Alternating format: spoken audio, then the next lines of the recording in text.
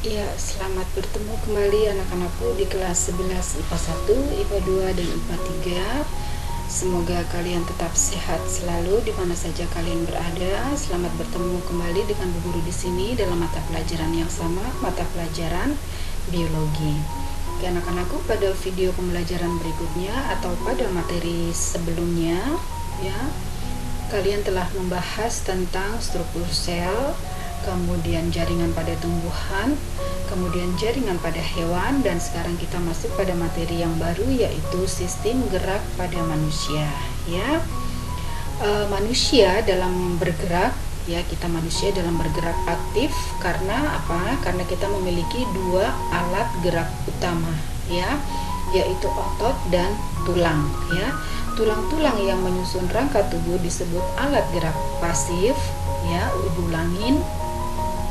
Tulang-tulang yang menyusun rangka tubuh disebut alat gerak pasif, sedangkan otot disebut sebagai alat gerak aktif, ya.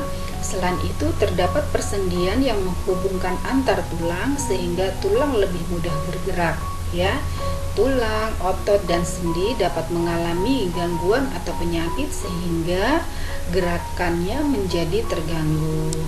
Namun, dengan menerapkan pola pikir ilmiah, manusia mampu menciptakan beberapa teknologi untuk membantu mengatasi gangguan atau penyakit yang menyerang sistem gerak. Ya, dalam kesempatan kali ini kita akan membahas tentang sistem gerak pada manusia, ya, yang meliputi alat gerak pasif, ya, kemudian alat gerak aktif, kemudian gangguan atau penyakit yang menyerang sistem gerak, serta teknologi untuk membantu kelainan pada sistem gerak. Ya, kita lihat dulu yang pertama, tulang, ya. Tulang tadi seperti sudah Ibu sampaikan, tulang merupakan alat gerak pasif, tulang atau rangka. Kalau rangka itu susunan dari berbagai jenis tulang, ya. Kemudian yang berikutnya adalah struktur dan fungsi otot. Ya, berikutnya adalah tulang penyusun rangka tubuh. Ya, kita akan membahas susunan dalam tubuh, susunan tulang dalam tubuh, kemudian macam-macam tulang apa saja berdasarkan bentuknya, kemudian macam-macam tulang berdasarkan zat penyusunnya, proses pembentukan tulang atau osifikasi, persendian atau artikulasi, gangguan dan kelainan pada tulang, teknologi yang berhubungan dengan gangguan atau kelainan pada tulang, ya, serta fungsi rangka. Ya, itu yang bergerak adalah sistem rangka, ya. Sistem rangka itu disusun oleh berbagai jenis tulang, disusun oleh dua alat gerak, yaitu alat gerak aktif dan alat gerak pasif. Alat gerak aktifnya adalah otot, sedangkan alat gerak pasifnya adalah susunan tulang-tulang, ya, atau rangka. Fungsi rangka yang pertama adalah, iya, kita lihat, ya, menegakkan dan menopang badan, misalnya tulang-tulang punggung dan tulang paha, ya. Kalian tahu di mana kedua tulang itu? Iya, bisa pegang di tulangnya sendiri-sendiri, ya. Semua pasti punya. Kemudian melindungi bagian tubuh yang lunak dan penting, misalnya tengkorak melindungi otak dan mata. Kemudian sebagai alat gerak pasif, tadi kalau rangka sebagai alat gerak pasif dan alat gerak aktifnya adalah otot. Iya, betul. Kemudian memberi bentuk tubuh, fungsi lainnya adalah tempat pembuatan sel darah merah. Sel darah merah itu nama lainnya eritrosit, dan sel darah putih adalah leukosit. Kemudian tempat melekatnya otot rangka. Jadi otot rangka ini dia melekat pada rangka, ya. Kemudian bahasan berikutnya kita lihat rangka tubuh manusia dari tampak depan dan tampak belakang, ya. Berhubung kesempatan kali ini kita masih dalam masa pandemi, jadi Ibu hanya bisa memperlihatkan, ya, posisi-posisi tulang pada manusia, ya. Kalau pada pembelajaran normal, Ibu biasanya mengambil nilai dari materi ini, ya. Ibu tunjukkan di depan kelas sistem skeleton atau sistem rangkanya, Ibu terangkan one by one nama-nama tulangnya, Kemudian ibu suruh siswa, ibu minta siswa maju satu-satu ke depan kelas untuk menyebutkan tulang, dari tulang tengkorak dari atas sampai ke tulang jari kaki, ya. Itu yang sudah dilakukan oleh kakak tingkat kalian. Maju one by one menyebutkan semua nama tulang yang ada di dalam tubuh manusia. Tapi bersyukur kalian tidak mengalami masa ini untuk maju one by one ke depan kelas. Kalian hanya melihat saja nama-nama tulang yang ada di tubuh kita, ya, dari atas sampai ke bawah, ya. Iya, kita lihat dulu yang pertama ada tempurung kelapa, bukan kelapa ya, tapi tempurung kepala, ya. Kemudian ada tulang wajah, tulang selangka, ya, tulang selangka ini, ya. Kemudian tulang belikat, ya, tulang belikat dia terhubung dengan tulang di belakangnya. Kemudian tulang dada ini ada 3 bagian, ada kepala, ada badan, dan tajuk pedang, ya. Kemudian ada tulang rusuk, kemudian ada tulang lengan atas, tulang hasta, tulang pengumpil, ya.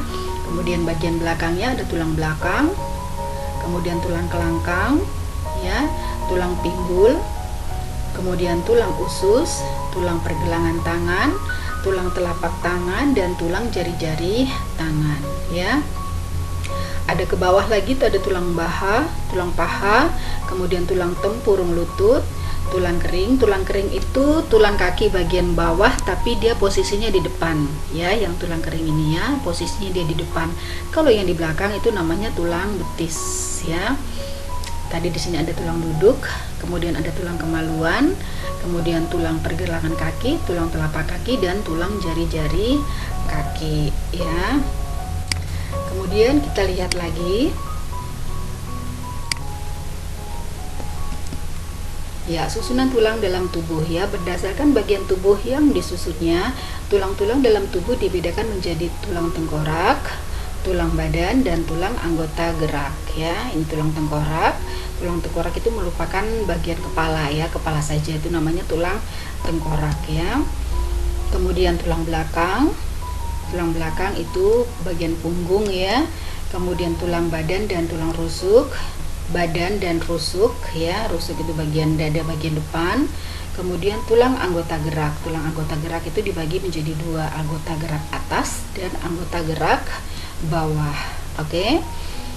Kita lihat yang pertama, tulang tengkorak manusia. Ini secara detail, ya. Di situ ada tulang ubun-ubun, kemudian tulang dahi, tulang baji, tulang air mata, tulang hidung, tulang rahang atas atau maksila, kemudian tulang rahang bawah atau mandibula, ada tulang pipi, tulang pelipi, dan tulang tempurung, tulang kepala bagian belakang, ya. Kemudian berikutnya adalah tulang atlas. Ini tulang belakang manusia. Dia termasuk dalam bagian tulang dada dan tulang rusuk, ya. Ya, kita lihat ini tulang bagian belakang manusia. Ada tulang atlas, ya. Kemudian tulang leher. Tulang atlas ini berhubungan dengan tulang tengkorak, ya.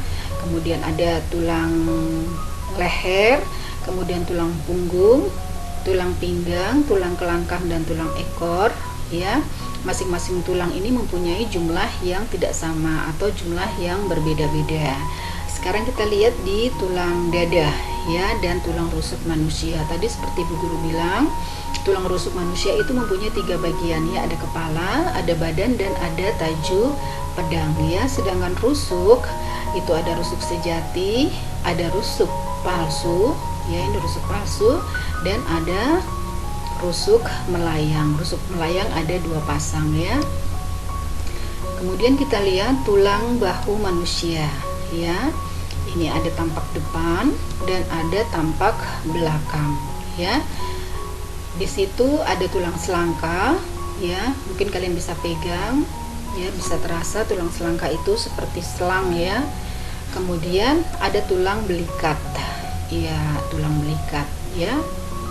Kalian bisa lihat ini bagian belakang dan ini bagian depan, ya. Berikutnya kita lihat tulang anggota gerak atas dan tulang anggota gerak bawah, ya. Apa saja tulang-tulang anggota gerak atas dan apa saja tulang-tulang anggota gerak bawah, ya. Yang pertama pada tulang anggota gerak atas itu ada tulang lengan atas, tulang lengan atas. Kemudian ada tulang pengumpil, ada tulang hasta. Guru, apa bedanya tulang pengumpil dengan tulang hasta ya? Kalau tulang hasta itu dia posisinya dekat dengan sumbu tubuh ya, sedangkan posisi tulang pengumpil itu menjauhi sumbu tubuh ya. Kemudian tulang pergelangan tangan, tulang telapak tangan, dan tulang jari-jari tangan. Oke, ini tulang anggota gerak atas ya. Sedangkan tulang anggota gerak bawah itu ada tulang paha, tulang tempurung lutut, tulang betis. Tulang betis itu tulang kaki ya, tulang di bawah ya, di bawah tulang paha itu dia di bagian bawah ya. Tulang betis itu ukurannya lebih kecil daripada tulang kering. Jadi posisi tulang kering itu di depan dan posisi tulang betis itu di belakang. Ukurannya tulang betis lebih kecil daripada tulang kering ya. Kemudian ada tulang pergelangan kaki, tulang telapak kaki, dan tulang jari-jari kaki ya. Ya, di sini masih alat gerak bawah, ada tulang usus nih ya. Ini di atas tulang usus ada tulang panggul sini, kemudian acetabulum, ada tulang kemaluan, dan ada tulang duduk ya. Supaya kalian jelas, Ibu perbesar gambarnya. Kemudian berikutnya adalah macam-macam tulang berdasarkan bentuknya. Kita lihat apa saja. Ada tulang pipa. Kenapa dikatakan pipa? Tulang pipa merupakan tulang yang berbentuk seperti pipa, yaitu sebabnya disebut dengan tulang pipa. Atau silindris dengan kedua ujung tulang membulat. Misalnya tulang lengan atas, tulang paha, dan ruas-ruas tulang jari ya. Kemudian ada tulang pipih. Kenapa disebut pipih? Tulang pipih berbentuk pipi yang terdiri atas lempengan-lempengan tulang kompak dan tulang spon. Misalnya tulang rusuk, tulang dada, dan tulang belikat ya. Kemudian ada tulang pendek. Kenapa pendek? Karena tulang pendek ini memiliki bentuk kompleks dan ukurannya pendek dan tidak beraturan. Contoh tulang pendek yaitu tulang-tulang pada pergelangan kaki, pergelangan tangan, telapak kaki, dan ruas-ruas tulang belakang ya. Jadi ingat sekali lagi, tulang dibagi menjadi 3 berdasarkan bentuknya. Ada tulang pipa, tulang pipih, dan tulang pendek ya. Kita lihat di sini. Ada juga tulang tidak beraturan ya. Tulang pipa, kemudian tulang pipih ini pada tulang dada. Tulang dada tadi ada 3 bagian ya, ada kepala, badan, dan tajuk pedang. Kemudian ada tulang pendek dan tulang tidak beraturan ya. Ini bagian dari tulang pipa ya. Pipa bentuknya seperti pipa, ada epifise, metafise, diafise, dan epifise ya. Kemudian kita lihat bahasan berikutnya, macam-macam tulang berdasarkan zat penyusunnya. Ada tulang rawan. Tulang rawan disusun dari sel-sel tulang rawan yang disebut kondrosit ya. Kondrosit dibentuk oleh kondroblas. Tulang rawan dibedakan menjadi 3 jenis, yaitu tulang rawan hialin, tulang rawan fibrosa, dan tulang rawan elastik ya. Itu ada tulang rawannya, ada gambarnya, kalian bisa perhatikan baik-baik. Kemudian berdasarkan zat penyusun lainnya, yaitu tadi tulang rawan yang pertama, berikutnya adalah tulang keras ya. Osteosit dibentuk oleh osteoblas ya. Tulang keras tersusun atas sel-sel tulang yang sangat kompak atau yang sangat padat juga bisa disebut dengan osteosit. Tulang keras dibedakan menjadi 2, yaitu tulang kompak atau tulang padat dan tulang spon atau tulang berongga. Oke, itu konsep, jangan sampai lupa ya. Berikutnya adalah proses pembentukan tulang atau osifikasi. Ini Ibu lewatkan untuk bahan literasi kalian ya. Kemudian ada persendian atau artikulasi. Persendian atau artikulasi. Persendian atau artikulasi itu dibagi menjadi 3. Apa saja itu? Yang pertama adalah sinartrosis. Sinartrosis adalah sendi mati, yaitu persendian yang tidak memungkinkan terjadinya pergerakan. Sinartrosis dibedakan menjadi sinartrosis sinfibrosis dan sinartrosis sinkondrosis ya. Kemudian berikutnya adalah amfiartrosis ya. Amfiartrosis adalah persendian yang memungkinkan terjadinya sedikit gerakan, ya. Kemudian berikutnya adalah diartrosis. Ya, diartrosis adalah persendian yang memungkinkan terjadinya gerakan tulang secara leluasa. Di situ ada berbagai jenis sendi, ya. Ada sendi peluru, sendi pelana, sendi engsel, sendi putar, dan sendi geser. Oke. Iya, ini adalah persendian atau artikulasi, ya. Tadi persendian atau artikulasi dibagi menjadi 3. Ada sinartrosis, ada amfiartrosis, dan ada diartrosis, ya. Di sini yang Ibu tekankan adalah sinartrosis atau persendian yang tidak memungkinkan terjadinya gerakan, ya. Itu contohnya pada persendian di tempurung kepala, ya. Tidak mungkin tempurung kepala kita bisa bergerak, ya. Karena itu tempurung kepala kita dimasukkan dalam persendian sinartrosis, ya. Kemudian pada persendian diartrosis itu kalian lihat ada berbagai jenis sendi, ya. Sendi peluru, sendi engsel, sendi putar, sendi pelana, dan sendi luncur. Berikutnya adalah gangguan dan kelainan pada rangka tubuh. Apa saja yang menyebabkan gangguan, apa saja yang merupakan gangguan dan kelainan pada rangka tubuh, ya. Jadi jenis gangguan pada rangka tubuh itu dibagi menjadi 4, ya. Gangguan fisik atau mekanis, yaitu fraktura atau patah tulang, ya. Kemudian fisura atau retak tulang, ya. Kemudian ada gangguan kedudukan tulang belakang, itu ada skoliosis, ada lordosis, atau yang terakhir adalah kifosis, ya.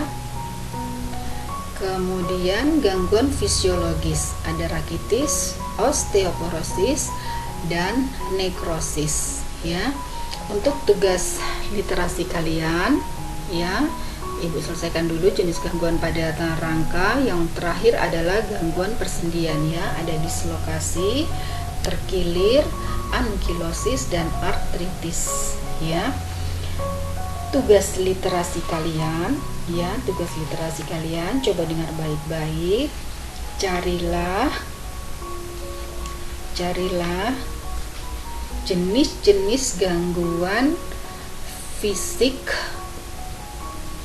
pada tulang, kalian jelaskan. Kemudian gangguan kedudukan tulang belakang, kemudian gangguan persendian, dan gangguan fisiologis, ya. Sampai di situ jelas, ya, tugas literasi kalian. Kalian jelaskan semua jenis gangguan pada rangka tubuh manusia, ya.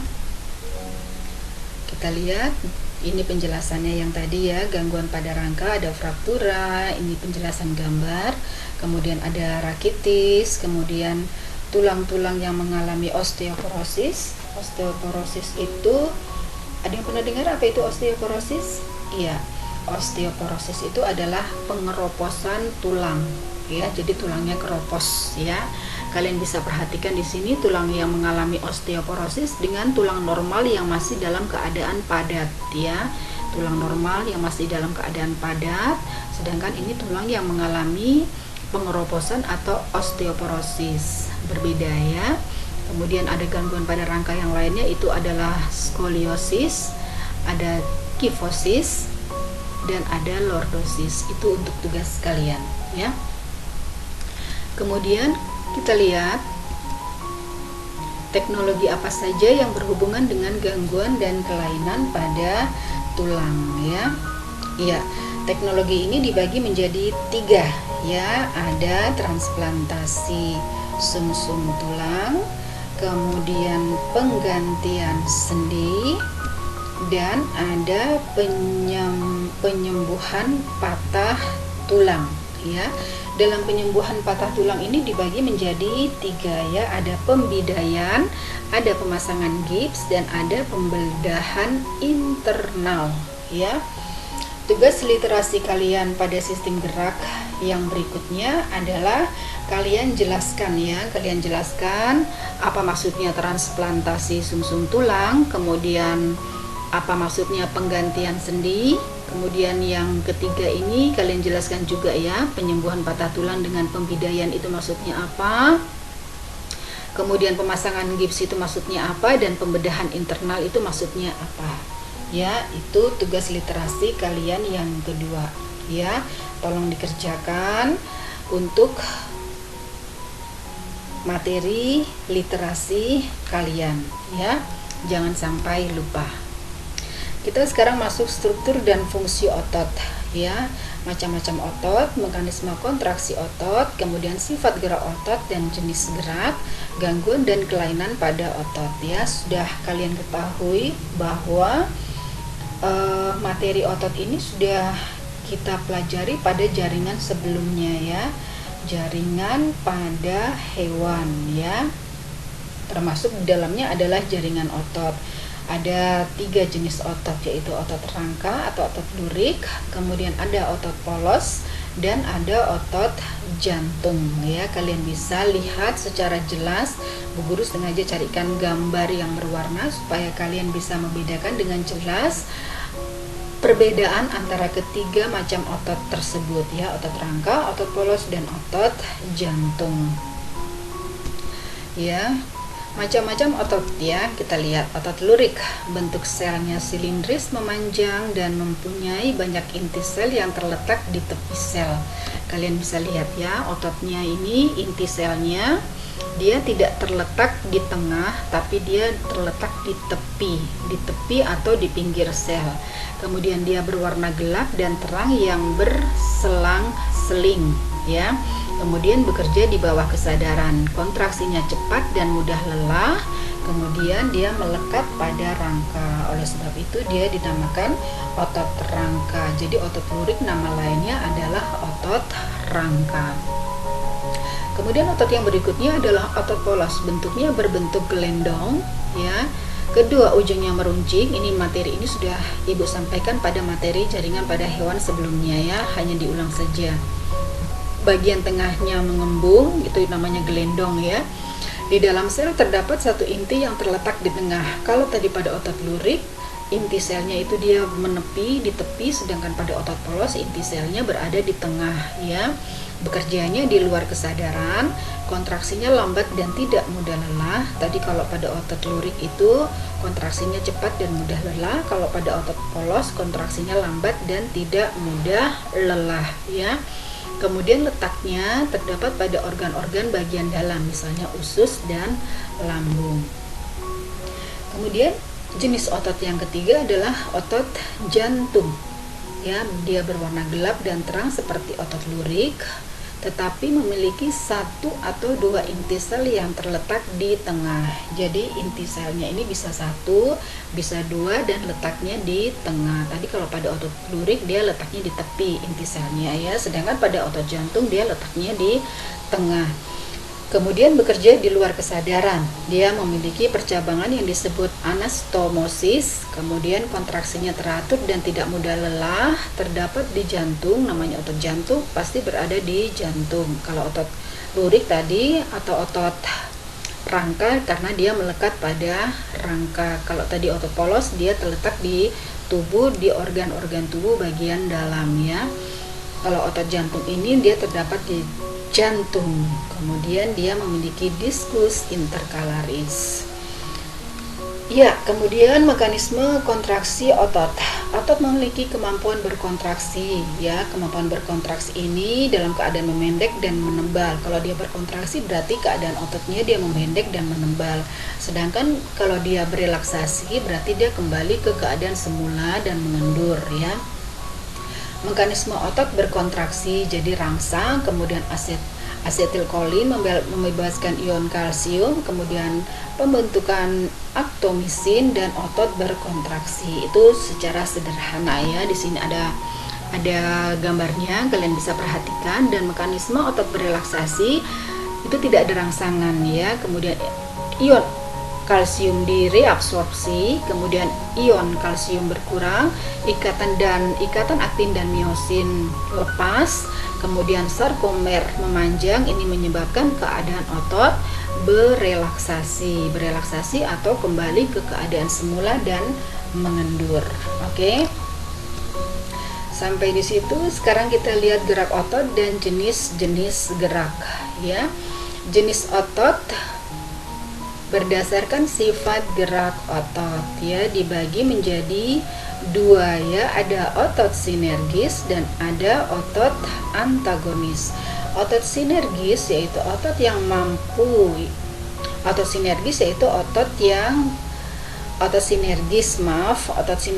yaitu pasangan otot yang bekerja bersama-sama dengan tujuan yang sama.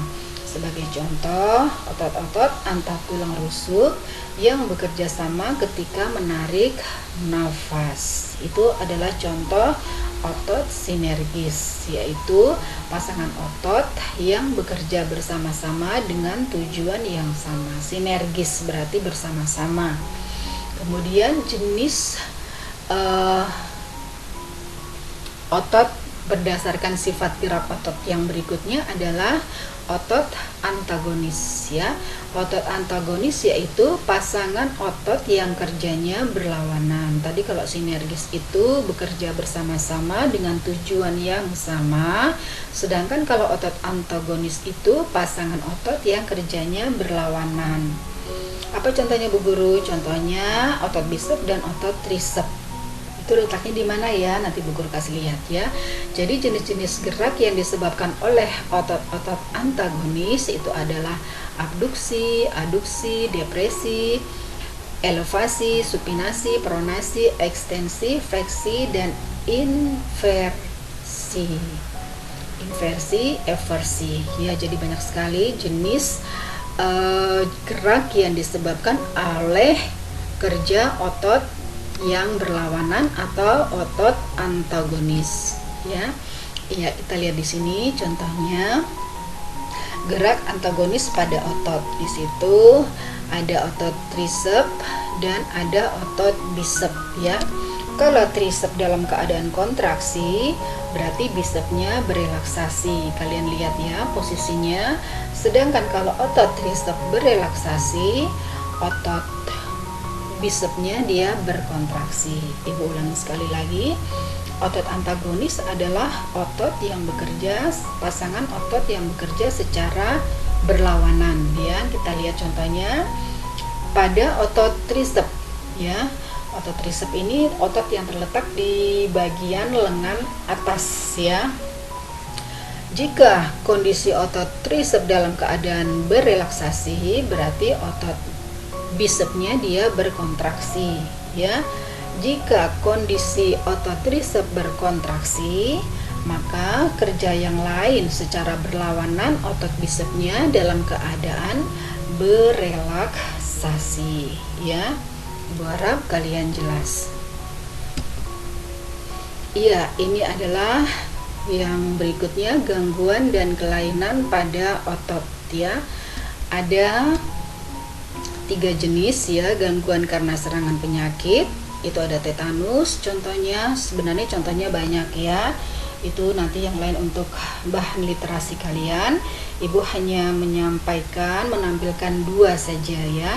Gangguan karena serangan penyakit itu misalnya tetanus dan atrofi otot. Kemudian gangguan karena kesalahan aktivitas adalah kram atau kejang.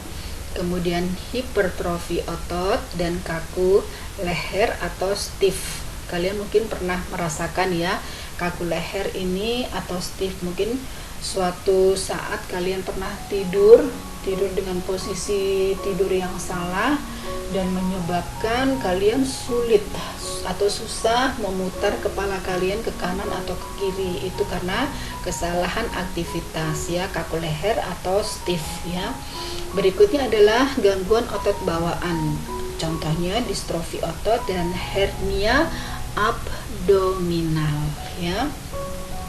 Ya, di sini Ibu tampilkan adalah salah satu contoh gangguan karena kesalahan aktivitas, yaitu hipertrofi otot. Hiper itu berarti besar ya, atau lebih ya. Jadi keadaan ukuran otot, volume ukuran otot yang berlebihan ya.